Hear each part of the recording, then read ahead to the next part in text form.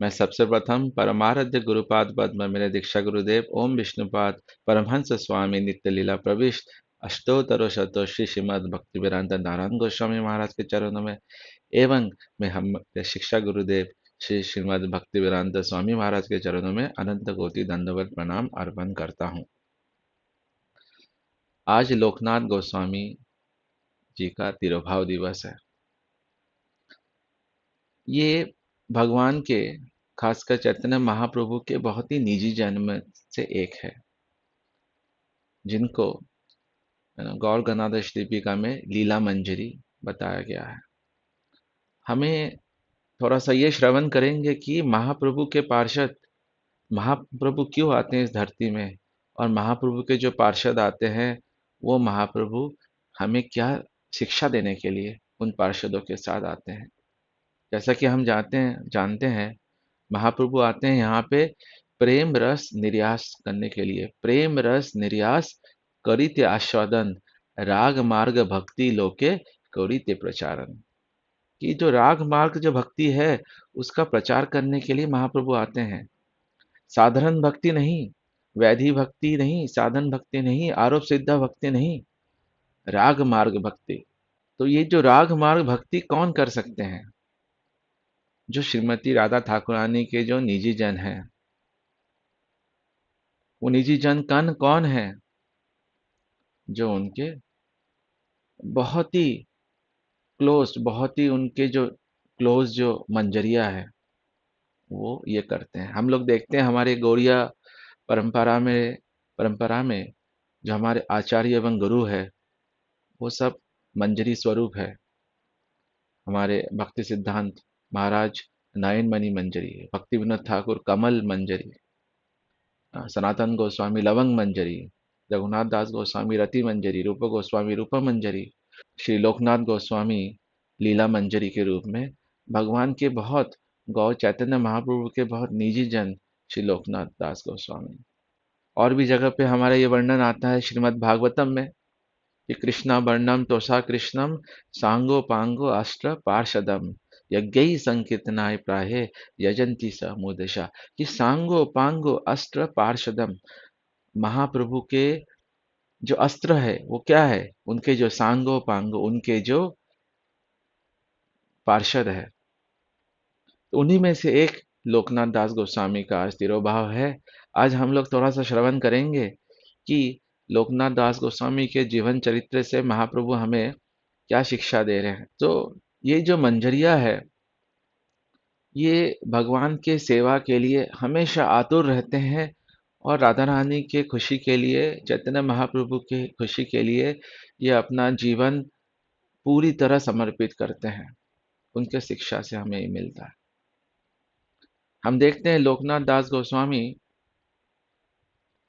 ऐसे तो वो एक बांग्लादेश में, अभी वो प्रोविजन बांग्लादेश में है, वहाँ के एक गांव से थे, लेकिन वो नवद्वीप में पढ़ने आए थे। उस समय नवद्वीप ऑक्सफोर्ड या कैम्ब्रिज की तरह एक अम, पठन पाठन करने का एक बहुत बड़ा उद्गम क्षेत्र था। और जब वो महाप्रभु से यहाँ पे नवद्वीप में आके मिले, उनकी अ, उनके सानिध्य में उनके भगवान की प्रति प्रीति और बढ़ गई, और वो अद्वैत आचार्य से भी भागवत शिक्षा लेने जाते थे लोकनाथ दास गोस्वामी। ऐसे ही जब वो महाप्रभु के साथ जब वो रहे, महाप्रभु के साथ रहते रहते जब उनकी पठन पाठन थोड़ा सा हो गया, वो अपने घर वापस चले गए। और जब चैतन्य महाप्रभु अपने सन्यास लीला के 1-2 साल पहले उन्होंने लोकनाथ दास गोस्वामी को स्मरण किया। भगवान और भक्तों का संबंध बहुत ही हृदय से होता है। जैसे हम लोग देखते हैं जब नित्यानंद प्रभु वृंदावन में टूर कर रहे थे और महाप्रभु नवद्वीप में थे, और महाप्रभु ने जब नित्यानंद प्रभु को स्मरण किया तो नित्यानंद प्रभु को अचानक से लगा कि मेरे प्रभु ने मुझे स्मरण किया, और वहां से वृंदावन से वो तुरंत डायरेक्शन को चेंज किए और महाप्रभु की तरफ नवद्वीप की ओर चले गए। सिमिलरली जब महाप्रभु ने लोकनाथ दास गोस्वामी को स्मरण किया तो लोकनाथ जी वहां से अपने बांग्लादेश के उस गांव से नवद्वीप की ओर फिर से आ गए और महाप्रभु के चरणों में आ गए। वहां पे वो महाप्रभु के साथ 5 दिन रहे और 5 दिन रहने के बाद ही महाप्रभु ने उनको आज्ञा दी कि आप अभी वृंदावन जाओ। लोकनाथ दास गोस्वामी जो बस 5 दिन का महाप्रभु का सानिध्य करे, ये सुन के उनका हृदय फट गया। यद्यपि वृंदावन जाना ही जीवन का लक्ष्य है, वहां भजन करना, लेकिन जहाँ पे भक्त भाग भागवत है, वो हमारे लिए वृंदावन है। इनसे हमें ये शिक्षा मिलती है कि अगर कोई गुरु वैष्णवों का सानिध्य मिल रहा है, वो ज्यादा उत्तम है। वृंदावन तो उत्तम है ही, लेकिन अगर किसी उत्तम अधिकारी, किसी रसिक वैष्णवों का सानिध्य मिल रहा है, वो वृंदावन की तरह ही है। लेकिन फिर भी महाप्रभु को लोकनाथ दास गोस्वामी से अनेकों लीला करवानी थी। इसलिए महाप्रभु की आज्ञा से, यद्यपि उनकी इच्छा नहीं थी, फिर भी महाप्रभु की आज्ञा से वो वृंदावन की ओर गए। अब लोकनाथ दास गोस्वामी जब वृंदावन की ओर गए, वो यात्रा को ही साधारण यात्रा नहीं थी। उनको वृंदावन जाने में 3 महीने लगे, रास्ते के जंगलों से होते हुए। और लोकनाथ दास गोस्वामी के साथ भूगर्भ गोस्वामी भी उनके साथ गए, क्योंकि भूगर्भ गोस्वामी भी श्री राधा कृष्ण जुगल लीला में प्रेम मंजरी, और प्रेम मंजरी और लीला मंजरी दोनों कृष्ण कथा करते हुए जंगलों में, एक जंगल से दूसरे जंगल में होते होते वो वृंदावन पहुंचे। वृंदावन पहुंच के महाप्रभु की आज्ञा के कारण वो लुप्त तीर्थ उद्धार और श्री विग्रह प्रकाश के कार्य में लग गए। जहाँ पे कृष्ण लीला हुई है, ऐसे ऐसे जगहों पे जाते थे जहाँ पे कुंजों में है, जंगलों में है। उस समय वृंदावन एक वन था, एक घना वन था। वहां पे शेर, चीते, हिरन, बाकी जो जंगली पशु थे वो भी थे। लेकिन उनका डर नहीं करते हुए हर कुंज में जाके वो देखते थे कि ये कुंज क्या है, क्या यहाँ पे भगवान की कोई चरण चिन्ह मिल जाए। इस तरह से वो सारे लुप्त तीर्थ उद्धार करने की कोशिश किए। हम लोग देखते हैं हमारे जो 6 गोस्वामी ने भी यही किया, लुप्त तीर्थ उद्धार, विग्रह प्रकाश, हम महाप्रभु की आज्ञा से। एक्चुअली लोकनाथ दास गोस्वामी भी इन 6 गोस्वामी में है, एक्चुअली 8 गोस्वामी, लेकिन उन्होंने अपने आप को बहुत ही दैन्य भाव से बोले कि मेरा कहीं वर्णन मत करो। जब कृष्णदास कविराज गोस्वामी ने चैतन्य चरितामृत की ग्रंथ की लिखना प्रारंभ किया और वो लोकनाथ दास गोस्वामी के पास आके उनका आशीर्वाद लेने के लिए आए, लोकनाथ दास गोस्वामी ने उनके महाप्रभु की अनेकों लीलाएं बताए, लेकिन बोले कि मेरा नाम कहीं भी मत लिखना। अपने आप को बहुत ही दैन्य समझते थे। उन्होंने ये भी प्रतिज्ञा की थी कि मैं कोई शिष्य नहीं करूंगा, मैं बहुत ही दैन्य हूं। इस तरह के जो महाभागवत होते हैं, उनका हृदय की अवस्था ऐसी रहती है। इतने भगवान के प्रेम में इतनी अधिक एब्जॉर्ब होने के बाद भी वो अपने आप को बहुत ही दयनीय और दीनहीन समझते हैं। तो ऐसे ही वो महाप्रभु की आज्ञा से जगह जगह पे लुप्त तीर्थ दर्शन करने लग गए। और जब उनको ये पता चला कि महाप्रभु ने संन्यास ले लिया है, महाप्रभु के इतने सारे केश और ऐसे वो हटा के महाप्रभु मुंडन होके संन्यास लीला करते हुए महाप्रभु साउथ इंडिया गए हैं, दक्षिण भारत की तरफ गए हैं, तो लोकनाथ दास गोस्वामी से और रहा नहीं गया। वो महाप्रभु के खोज में साउथ इंडिया की तरफ निकल पड़े। आप ये सोचो, इतना विशाल साउथ इंडिया कोई साधारण जगह नहीं है। इतने सारे राज्य है, इतने सारे नदी है, इतने सारे पहाड़ है, कहाँ पे ढूंढेंगे। लेकिन मन में स्फूर्ति होके एक एक जगह पे वो जाते थे, दक्षिण भारत में एक एक मंदिर में, एक एक तीर्थ स्थल में, और देखते थे यहाँ पे आपने मेरे गौर महाप्रभु को देखा है। और बोलते थे हाँ वो आए तो थे, लेकिन अभी वो यहाँ से निकल गए, यहाँ पे चले गए। तो समस्त साउथ इंडिया, दक्षिण भारत घूमने के बाद फिर जब महाप्रभु के पीछे पीछे फिर उनको पता चला कि महाप्रभु अभी वृंदावन आ गए हैं। और वो जब साउथ इंडिया से भागते भागते दौड़ते दौड़ते वृंदावन की तरफ आए, उनको ये पता चला कि महाप्रभु वृंदावन छोड़ के अभी प्रयाग होते हुए पुरी जा रहे हैं। तो लोकनाथ दास गोस्वामी एवं भूगर्भ गोस्वामी से और रहा नहीं गए, और वो महाप्रभु के खोज में फिर से प्रयाग की तरफ चले गए। जब वो जाने लगे, रात में कोई पेड़ के नीचे वो विश्राम कर रहे थे, तभी महाप्रभु उनके सपने में आके अपने गौर रूप का, अपने सन्यासी गौर रूप का उन्होंने दर्शन दिया कि हे लोकनाथ, आपको और कष्ट उठाने की जरूरत नहीं है। आप जब भी स्मरण करोगे, आप मेरा रूप का दर्शन करोगे प्रत्यक्ष रूप में। जो लीला मेरा अभी जगन्नाथपुरी में हो रहा है, बाकी जगह पे हो रहा है, वो प्रत्यक्ष लीला आपको दर्शन होंगे। हम लोग देखते हैं कि महाप्रभु जब जगन्नाथपुरी में थे और सच्ची माता नवद्वीप में थे, तब भी महाप्रभु अपना दर्शन डायरेक्टली सच्ची सच्ची माता को देते थे। जब सच्ची माता महाप्रभु को भोग देते थे और यहाँ पे कंदन करते थे, तो महाप्रभु आके वो खाना खाते थे, वो प्रसाद लेते थे और जाके देखते थे, अभी तो मैंने भोग लगाया था, क्या मैंने नहीं लगाया था? क्या मैं भूल गया? लेकिन महाप्रभु जब बाद में उनसे किसी मैसेंजर से वो सच्ची माता को ये संदेश भेजते हैं कि सच्ची माता, आपने उस दिन जो प्रसाद बनाया था वो मैंने बहुत अच्छे से खाया था, वो प्रसाद बहुत सुंदर बना था। तो ऐसे हम देखते हैं कि महाप्रभु की जो लीला दर्शन होते हैं भागवतों को, वो सही में होते हैं, वो सही लीला के दर्शन होते हैं। तो ऐसे ही लोकनाथ दास गोस्वामी का जो महाप्रभु के दर्शन हुए, उनका हृदय थोड़ा शांत हुए और वो वापस महाप्रभु की आज्ञा को पूरा करने के लिए वृंदावन आए। और वृंदावन आके वो यहाँ पे उमराव गांव के सामने जो छत्रवन में आ, किशोरी कुंड के सामने उनकी बहुत इच्छा जगी कि मैं भी ठाकुर जी की सेवा कर पाऊं।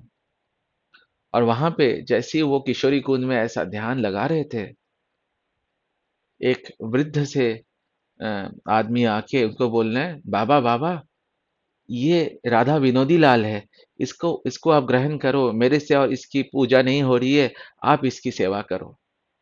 लोकनाथ दास गोस्वामी ने जैसे ही राधा विनोदी लाल को देखे और देख के एकदम प्रसन्नचित हो गए, और अगले ही पल जो वृद्ध आदमी आए थे वो अंतर्ध्यान हो गए।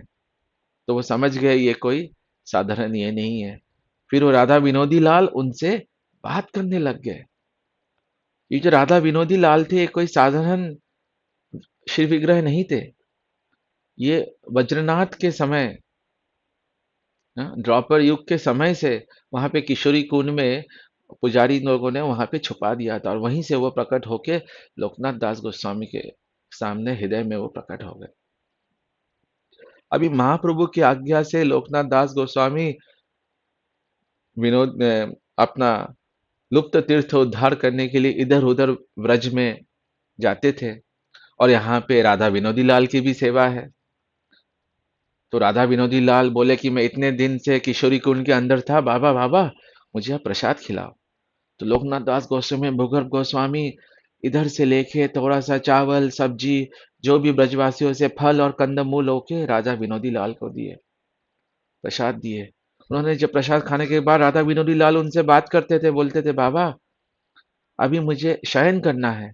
तो लोकनाथ दास गोस्वामी फूलों की, चंपा चमेली कर्णिकार ऐसे अनेकों फूलों की बिस्तर बना के राधा विनोदी लाल को वहां पे श्रवण करवाते थे। लोकनाथ दास वहां पे जब श्रवण श्रवण करवाते थे, वहां पे जब उनको सुलाते थे, सुलाने के बाद उनको बोलते थे, राधा बाबा मुझे अभी गर्मी लग रही है, तो वो एक पत्ता लेके उनको हवा करते थे। फिर कभी इमली का चटनी बना के, पत्तों को पीस के उनको वो प्रसाद खिलाते थे। इस प्रकार से अनेकों सेवा वो करते थे। जब बारिश आती थी, उनको एक पेड़ के नीचे, विनोदी लाल को वहां पे एक पेड़ के नीचे रखते थे और खुद पानी में बरसात लेते थे, एवं उनको विनोदी लाल को पेड़ के नीचे देखे, क्योंकि अब कोई मंदिर तो था नहीं, अभी भी रूप गोस्वामी सनातन गोस्वामी अभी तक नहीं आए थे। बाद में जब रूप गोस्वामी और सनातन गोस्वामी आए, तो लोकनाथ दास गोस्वामी ने जितने भी तीर्थ ये किए थे वो रूप गोस्वामी सनातन गोस्वामी के साथ चर्चा किए, और फिर रूप गोस्वामी और सनातन गोस्वामी ने वहां से जो लुप्त तीर्थ उद्धार का कार्य वहां से फिर उन्होंने कंटिन्यू किया। ये लोकनाथ दास गोस्वामी भूगर्भ गोस्वामी जो थे, ये वृंदावन में पहले गोस्वामी आए थे। रूप गोस्वामी सनातन गोस्वामी के पहले, सबसे पहले वृंदावन में नित्यानंद प्रभु आए, उसके बाद अद्वैत आचार्य जो आए। हम जो देखते हैं मदन मोहन जी की सेवा पहले अद्वैत आचार्य करते थे, और मथुरा में वो पुरुषोत्तम चौबे के वहां पे रख के गए अद्वैत आचार्य। फिर उसके बाद चैतन्य महाप्रभु आए, और उसके बाद लोकनाथ दास गोस्वामी भूगर्भ गोस्वामी, और फिर बाद में रूप गोस्वामी सनातन गोस्वामी गोपाल भट्ट गोस्वामी जीव गोस्वामी, हाँ, रघुनाथ भट्ट गोस्वामी, ये लोग आए। अभी लोकनाथ दास गोस्वामी जब यहाँ पे थे, और जब महाप्रभु ने अपनी लीला समाप्त कर ली, तो महाप्रभु के विरह में सारे जो महाप्रभु के परिकर थे वो महाप्रभु के साथ राधा कृष्ण के धाम गए। अभी रूप गोस्वामी सनातन गोस्वामी के जाने के बाद वहां पे प्रमुख आचार्य जो थे जीव गोस्वामी। अब लोकनाथ गोस्वामी और जीव गोस्वामी ये चर्चा करते थे कि ये जो प्रचार है, ये जो महाप्रभु जिस चीज को देने आए हैं, ये अनर्पिता चरिम चिरात करुणा अभिता नहीं, कलो समर्पई तुम उन्नत उज्ज्वल रसम स्वभक्ति श्रियम। ये जो महाप्रभु जो जिस चीज को देने के लिए आए थे, इसका प्रचार अभी कैसे होगा? क्योंकि तब लोकनाथ दास गोस्वामी ऑलमोस्ट 100 ईयर्स के क्लोज होने लगे, महाप्रभु के समय से है। तभी महाप्रभु की इच्छा से वहां पे 3 महापुरुष आए, नरोत्तम दास ठाकुर, श्रीनिवास आचार्य एवं श्यामानंद। और तब उनको लगा कि हाँ, अभी ये लोग इस हमारे इस प्रचार कार्य को आगे करेंगे। तो नरोत्तम दास ठाकुर ने मन ही मन ये ठान ली थी कि मैं लोकनाथ दास गोस्वामी को ही अपना गुरु बनाऊंगा। और लोकनाथ दास गोस्वामी अपने आप को दैन्य समझते थे, कोई मुझे शिष्य नहीं लेने हैं, मैं ही बहुत पतित हूं, मैं कैसे शिष्य लूंगा, ये उत्तम अधिकारी का लक्षण है। सभी लोग ठाकुर जी के सेवा में नियुक्त है, मैं सेवा नहीं कर पा रहा हूँ। हाँ, लोकनाथ दास गोस्वामी जैसे लीला मंजरी। और नरोत्तम दास ठाकुर जब भी लोकनाथ दास गोस्वामी के पास जाते थे, अभी उनको कहना कि किस प्रकार से मैं उनका गुरु। ये शिष्य के लिए बहुत जरूरी होता है कि अपने गुरु की निष्ठा वो दिखाए। हम्म, हम लोग अपने मंदिरों में ये गुरु पूजा गाते हैं, श्री गुरु चरण पद्मा केवल भक्ति सद्मा वंदे मोहे सावधानम मोते। ये नरोत्तम दास ठाकुर का ही भजन है, अपने गुरु के प्रति समर्पित। रूप रूप गोस्वामी, जीव गोस्वामी, लोकनाथ दास गोस्वामी, इन पे ये समर्पित ये भजन है जो हम लोग गुरु पूजा में ये गाते हैं। जहाँ पे नरोत्तम दास ठाकुर लिखते हैं, हाँ हाँ प्रभु करो दया देहु मोरे पद छाया, बोला लोके नाथ लोके रजीवना। हाँ, इस प्रकार से नरोत्तम दास ठाकुर अपने गुरु के प्रति समर्पित है।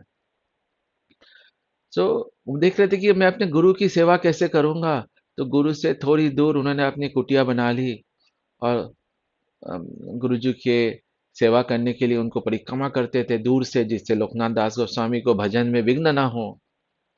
और नरोत्तम दास ठाकुर देखते थे कि जहाँ पे लोकनाथ दास गोस्वामी अपना मल त्याग करने जाते थे, क्योंकि लोकनाथ दास गोस्वामी वृंदावन को बहुत ही आ, परम पूज्य मानते थे।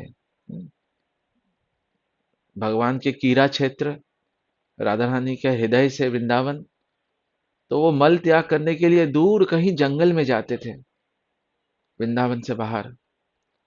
और नरोत्तम दास ठाकुर रात्रि को जाके उस जगह को बहुत ही सुंदर घास एकदम सारे मल को साफ करके एकदम सुंदर से वहां पे अच्छे करके रखते थे, और लोकनाथ दास गोस्वामी वहां फिर से मल त्याग करने जाते थे। तो उन्होंने ऐसा 1 साल तक नरोत्तम दास ठाकुर लोकनाथ दास गोस्वामी के ऐसे सेवा करते रहे।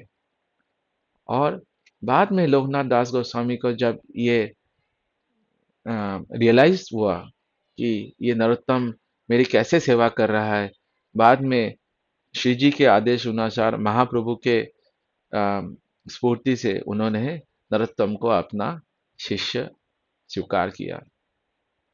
अब ये देखिए,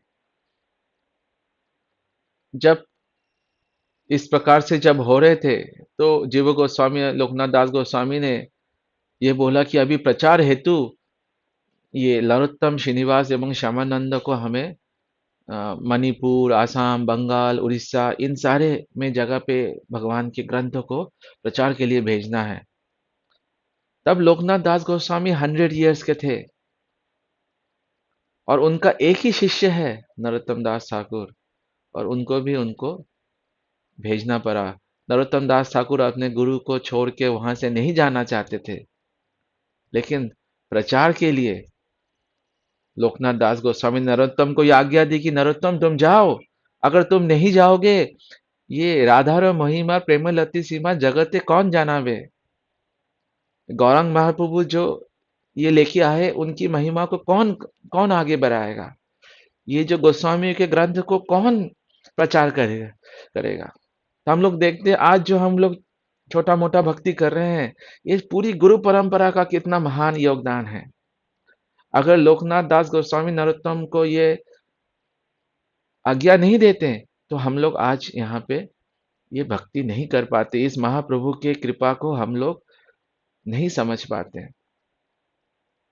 तो आज जो भी हम लोग हरे कृष्ण महामंत्र कर रहे हैं, क्योंकि नरोत्तम दास ठाकुर से ही आगे गंगा नारायण चक्रवर्ती, विश्वनाथ चक्रवर्ती ठाकुर, बल्लभ विद्याभूषण, जगन्नाथ दास बाबाजी महाराज, भक्ति विनोद ठाकुर, गौर कृष्णदास बाबा जी महाराज, भक्ति सिद्धांत महाराज, और फिर आगे जाके हम लोग आज ये हरिनाम कर पा रहे हैं।